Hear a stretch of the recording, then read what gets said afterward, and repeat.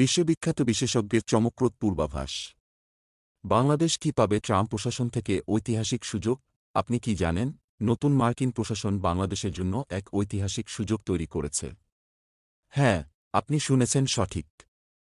মার্কিন president Donald Trump যখন বিদেশি সাহায্য কমানোর পথে এগিয়ে যাচ্ছেন, তখন নতুন পররাষ্ট্রমন্ত্রী মার্কো রুবিও এবং তার দল বাংলাদেশের সামনে কী সুযোগ তৈরি করতে যাচ্ছে, সেটা আপনি বিশ্বাস করতে পারবেন না। অনেকেই ভাবছিলেন, ট্রাম্পের অধীনে ক্ষমতায় আসার পর বাংলাদেশের রাজনৈতিক ভবিষ্যৎ চিরকাল বদলে যাবে।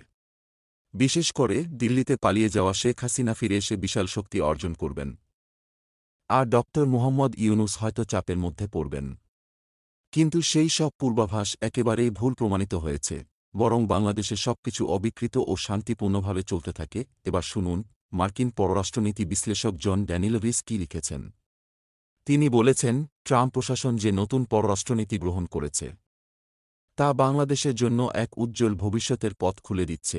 এমনকি তিনি বলেছেন, বাংলাদেশের গণতান্ত্রিক সংস্কার এখন কোয়াডের মূল এজেন্ডার সাথে মিলছে, যা বাংলাদেশের জন্য এক স্বর্ণালী সুযোগ হতে পারে। এই সুযোগ কি বাংলাদেশের সরকারের কাছে আসবে? ট্রাম্প প্রশাসন কি সত্যিই বাংলাদেশের দিকে মনোযোগী হয়ে উঠবে?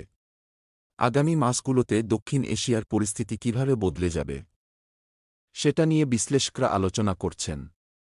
কোয়াড পররাষ্ট্রমন্ত্রীরা যে সমঝোতা করেছে, তা বাংলাদেশের গণতান্ত্রিক সংস্কারকে আরও বেশি গুরুত্ব দিচ্ছে। এখন ভাবুন, বাংলাদেশের সামনে কি আসছে এক অগ্রগতির যুগ। মার্কিন প্রশাসনের সাথে সঠিকভাবে অংশীদারিত্ব গড়লে দেশটি বিশ্বের বুকে একটি নতুন ইতিহাস লিখতে পারবে। এবং সেজন্য সময় এখন বাংলাদেশের কাছে।